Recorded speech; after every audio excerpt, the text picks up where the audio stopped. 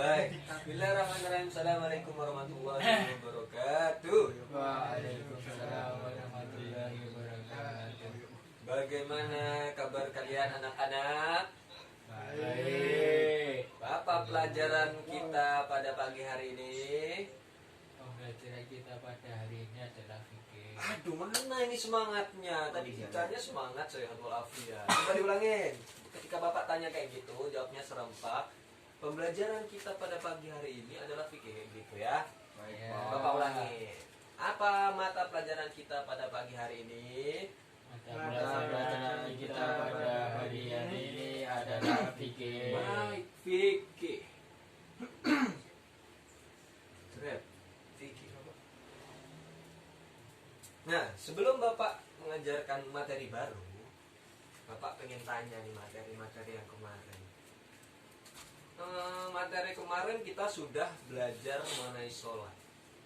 Coba Mas yang ujung, apa itu sholat menurut bahasa? Jadi, sholat menurut bahasa adalah suatu bentuk ibadah. Bentuk ibadah. Boleh. Sampingnya sholat secara istilah. Secara istilah, sholat itu bisa diartikan ibadah yang dimulai dari takbir dan diakhiri dengan salam. Betul sekali. Baik, kita langsung saja menuju ke pembelajaran kita.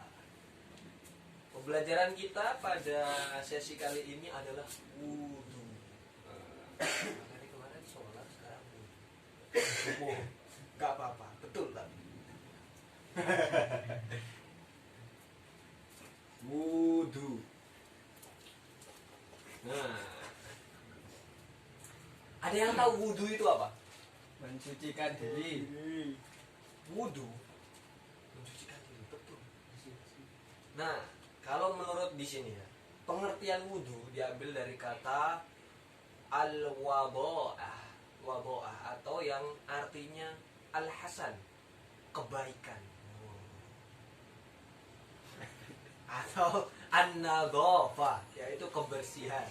Nah, sedangkan menurut istilah adalah menggunakan air pada anggota badan tertentu dengan cara tertentu yang dimulai dengan niat guna menghilangkan hadas kecil. Jadi ketika kalian berhadas kecil kemudian melaksanakan wudhu, itu bisa hilang. Tapi kalau kalian berhadas besar, kalau kalian hanya berwudhu, tidak mempengaruhi statusnya, tetap kalian berhadas besar. Nah, sudah paham arti dari wudhu, pengertiannya? Coba diulangi. Corona jangan dipegang. Oh Pak, belum paham Pak. Woi, Bapak ulangin. Wudhu berasal dari kata wabo'ah yang bermakna al-hasan, yaitu kebaikan, dan juga sekaligus bermakna an-nadhafah atau kebersihan. Nah, kalau sedangkan menurut istilah, menggunakan air pada anggota badan tertentu dengan cara tertentu dimulai dengan niat guna menghilangkan hadas kecil. Paham. Ya diulangin. Menggunakan air Gimana Mas? kebaikan dan Ya, itu menurut bahasa. Menurut istilahnya, istilah itu membasahi menggunakan air menggunakan air pada anggota badan anggota tertentu dengan cara tertentu dengan niat menjalani niat. guna menghilangkan hadas kecil. Wudhu khusus hadas kecil. Nah, Siap. setelah kita paham pengertiannya, langsung aja kita menuju ke syarat-syarat wudhu. Jadi ada syaratnya wudhu. Ketika syarat itu hilang, maka nggak sah dilaksanakan. Yang pertama harus Islam. Kalian Islam? Islam. Berarti masuk syaratnya. Terus yang kedua tamyiz. Nah, apa itu tamyiz? Pak. Tamis Bisa membedakan yang mana yang baik, yang mana yang buruk. Jadi sudah akil balik istilahnya. Sudah paham mana yang benar, mana yang buruk, mana yang enggak sesuai, mana yang sesuai. Seperti itu. Terus yang ketiga, tidak berhadas besar. Nah, contoh orang yang berhadas besar itu karena apa? Najis. Nah, najis. Najis itu lain cerita. Mati Pak, mati. Ya betul, mati. Yo mati yo mosok meh wudu. Enggak bisa toh Mas. Yang orang yang masih bisa dilakukan ketika itu ya kalau udah mati ya dimandikan istilahnya, nggak ada istilah orang mati wudu. Mana? Pertama nifas, nah atau dream wet, mimpi basah. Nah seperti itu kan berhadas besar, jadi harus mandi besar juga, mandi wajib. Nah, junub, nifas, haid, nah haid juga.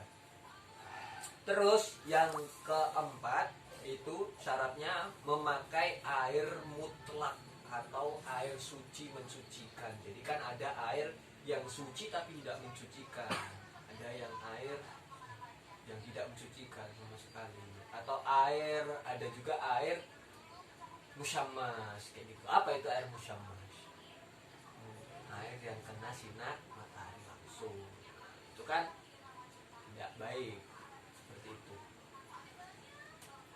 Lanjut, yang selanjutnya, yang kelima, tidak ada yang menghalangi air ke kulit. Paham? Contoh kulitnya, mohon maaf sih, tatoan. Nah, seperti itu. Diusahakan tidak ada. Atau mungkin kalian ada apa namanya, kukunya dikutek-kutek, apa namanya, dicet-cet. Nah, itu kan menghalangi air wudhu. Kalau catnya yang kaleng-kaleng, kalau yang mahal ya tengah pesat lah. Gitu. Sudah paham ya syarat-syaratnya? Yang pertama apa? Coba ulangin. Yang pertama adalah Islam. Yang kedua tamyiz. Yang ketiga tidak berhadas besar. Selanjutnya memakai air mutlak. Terus yang keempat tidak ada yang menghalangi kulit. Jadi ada berkurang 5 tadi. 5. Oh, 5. Kurang 1 Pak. Apa? Coba ulangin Mas. Mas baju merah. Ulangin. Yang pertama Islam. Boleh dibantu. Bantu baik. Tamyiz. Habis. Terus Tidak ada menghalangi ke kulit. terus Terus tidak beradas nah, besar. terus satu lagi Satu lagi. memakai air mutlak. Memakai air. Baik. Paham semua ya? Ya. Paham ya Mas? Insyaallah. Baik, kita lanjut ke rukun wudhu. Rukun wudhu. Yang pertama harus, yang paling utama itu pastinya niat. Betul, niat. Habis itu yang kedua membasuh muka. Nih. Jadi rukunnya pertama niat, membasuh muka dengan merata. Terus yang ketiga membasuh tangan sampai dengan kedua siku. Tangan sampai kedua siku. Itu rukunnya. Maksudnya rukun itu yang benar-benar wajib. Terus yang keempat mengusap kepala. Itu ya banyak perdebatan mengusap kepala itu bagaimana. Ada yang cuma hanya depannya saja, mungkin semuanya seperti ini. Banyak perdebatan ya, nanti kita pelajari perdebatan mazhab kayak gitu ada pada waktunya. Dan sekarang kalian masih kelas 7. Terus kelima, membasuh kaki sampai kedua mata kaki dengan merata. Jadi ketika kalian membasuh kaki harus diingat-ingat sampai mata kaki, jangan cuma sebelah, cuma sedikit saja. Nanti ada yang masih belum kena air, nah nggak sah nanti. Terus yang terakhir, tertib berurutan. Jadi nggak boleh kebalik-balik. Dari tangan tiba-tiba langsung kaki, habis kaki baru muka, balik. Nah, coba diulangin dari awal. Rukun wudhu yang pertama apa? Ada 6. Pertama nih ya, terus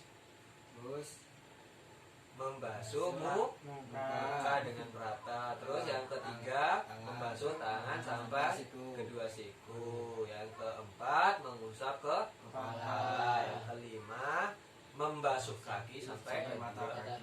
kaki. Yang terakhir Tertib. itu berdasarkan ayat Al-Quran. Rukunnya seperti itu.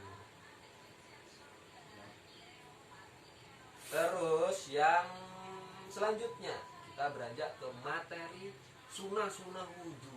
Nah, ternyata di situ ada sunnahnya juga. Ketika kita melaksanakan, maka lebih baik. Nah, kita mendapatkan pahala. Jadi alangkah baiknya kita melakukan sunnah-sunnah wudhu. Yang pertama, membaca basmalah ketika memulai wudhu. Ketika memulai wudhu, kalian niat situ sudah mulai membaca basmalah. Yang kedua adalah berkumur-kumur. Jadi berkumur-kumur adalah sunnah dari wudhu. Kalian boleh niat berkumur-kumur. Selanjutnya mencuci kedua tangan. Mencuci kedua tangan itu yang biasanya kalau kita yang lakukan yang di awal itu, setelahnya itu kan itu menjadi sunnahnya, sunnah wudhu. Kemudian mahmadoh. Apa itu mahmadoh? Apa itu mahmadoh? Menghirup air ketika ini masukin ke hidung, dihirup, itu namanya salah, astagfirullah. Mahmadoh itu berkumur-kumur. Nah, istinsyaq baru yang memasukkan air di hidung. Nah, kembali, mohon maaf. Kemudian mendahulukan anggota wudhu yang kanan, itu termasuk sunnahnya. Jadi kanan baru kiri, itu termasuk sunnahnya. Mencuci anggota-anggota wudhu sebanyak 3 kali, itu juga termasuk sunnah. Seperti itu. Kita boleh sekali saja, sekali mengusap. Seperti itu. Menyapu kedua telinga luar dan dalam. Ya. Seperti setelah kita mengusap rambut, mengusap kepala baru ke tangan itu termasuk sunnah dari wudhu. Menggosok-gosokkan anggota wudhu ketika mengusapnya agar lebih bersih, itu termasuk sunnah. Gosok-gosok. Terus menggunakan air secukupnya saja dan janganlah berboros walaupun menggunakan air laut. Air laut itu suci mensucikan. Baik, terus setelahnya yang terakhir adalah setelah wudhu menghadap kiblat dan berdoa. Ada yang sudah hafal doa setelah wudhu? Belum? Belum. Baik, kita hafalkan bareng-bareng.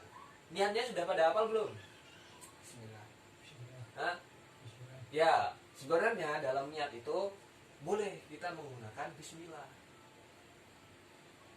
Lupa, dalilnya saya lupa. Gak apa-apa. Jadi, tapi agar buat pengetahuan aja. Ketika kalian nanti terjun menjadi guru seperti bapak ini, kalian juga tahu niatnya yang seperti apa yang benar. Ikutin bareng-bareng ya. Nawaitu wudu'a Nawaitu wudu'a liraf'il hadasil asgar lirafil hadasil asgor asgor li faradalillahi ta'ala. faradalillahi ta'ala. Nah, seperti itu niatnya ya. Terus doa setelah wudhu. Kalian belum hafal? Kalian setelah melakukan tadi step 1 sampai terakhir, habis itu kalian menghadap ke kiblat, berdoa. Doanya seperti ini. Asyhadu an la ilaha illallah. Ikutin. Asyhadu an Ikutin weh. illallah. Asyhadu anna Muhammadar Rasulullah. Weh, diikutin. Aduh.